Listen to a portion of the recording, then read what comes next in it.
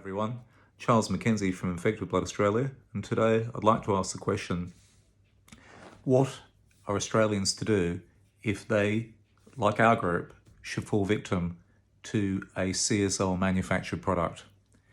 Well, as you may have heard, just this week, the Therapeutic Goods Administration, which are Australia's medicines watchdog, has approved the CSL injection. And I would describe it as something else, but we've been heavily censored on all social media platforms whenever I say anything about it. So, but the important thing is that yes, millions of Australians are now being lined up potentially to have this CSL manufactured product. Now, the position of Infected Blood Australia on this sort of thing is that we support Australians going ahead with what they want to do. And so that's our position, is we support whatever choice you have for your family. My personal choice is I look after myself as best I can in my immune system, so I'm going to say no to a CSL manufactured injection.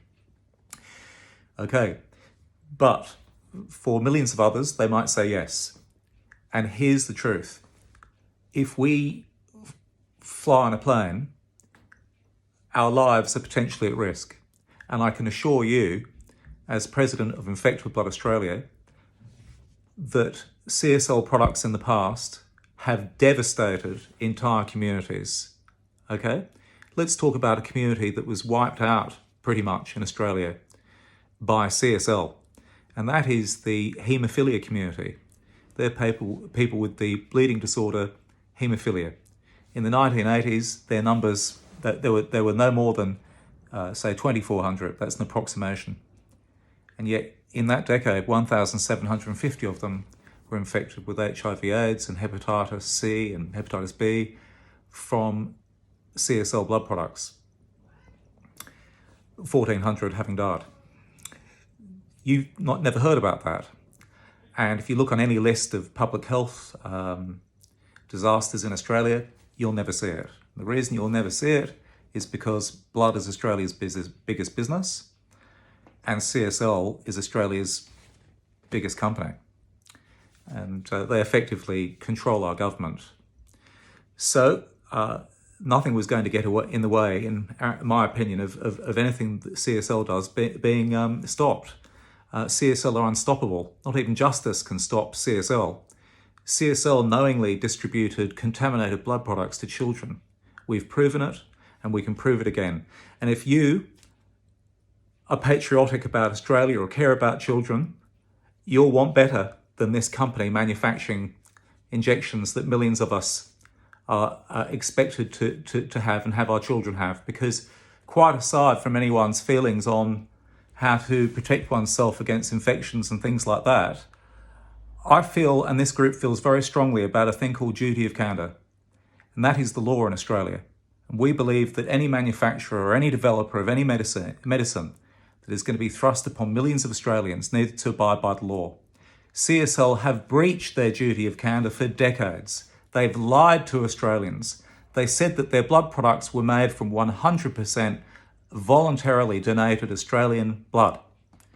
And in fact, that was a lie. In the 1980s, they mixed in blood that they imported from all these different sources, from Papua New Guinea, places they shouldn't have imported from. They knew that they shouldn't because they said in their own documents that these donor populations had virus endemic in them, such as hepatitis C. They mixed in blood unlawfully from Malaysia, from Singapore, from Indonesia, from Papua New Guinea, from Hong Kong, into the Australian blood supply, into products that were used by haemophiliacs, killing 1,400. And that it doesn't end there. CSL, how did it build its empire? Well, it's built a $140 billion empire on a lot of lies and a lot of Australian deaths. And they've used high-risk blood donors for years in their blood products knowingly when they knew that they shouldn't. They've done so many terrible things, and yet they'll never be investigated, and yet still today there is no justice. So you can imagine that then how we feel about the coming weeks and months, knowing that CSL will potentially now be injecting millions of our fellow Australians. Dark clouds hang over us, especially me knowing, if anything went wrong, let's face it, something go wrong flying in a plane. And I think plenty can go wrong with a company that lies and breaches its duty of candour. They've got not one moral fibre, not one moral sinew in their body, this CSL. They've killed children knowingly. Okay? All right, so here we are. And by the way, I'll debate anybody. We will debate as a group. So we ask the question, what are we to do? As a country, as a nation, as a people, CSL have already been indemnified should anything go wrong with these injections. It's exactly the same as what happened with blood. After they infected everybody that used their blood product, they were indemnified after the fact. So that they get away with it every single time. They literally can do what they like. So we're just warning people that we don't oppose you choosing to do whatever it is that you feel you need to do to protect yourself from a virus. But we do feel that you might ask for a different manufacturer, and we do feel that we prefer you to have a different manufacturer for your choice, because we have no faith in this company, CSL, and we believe that they are a risk to Australians. If anyone does suffer an adverse reaction, make contact with us. You'll be believed.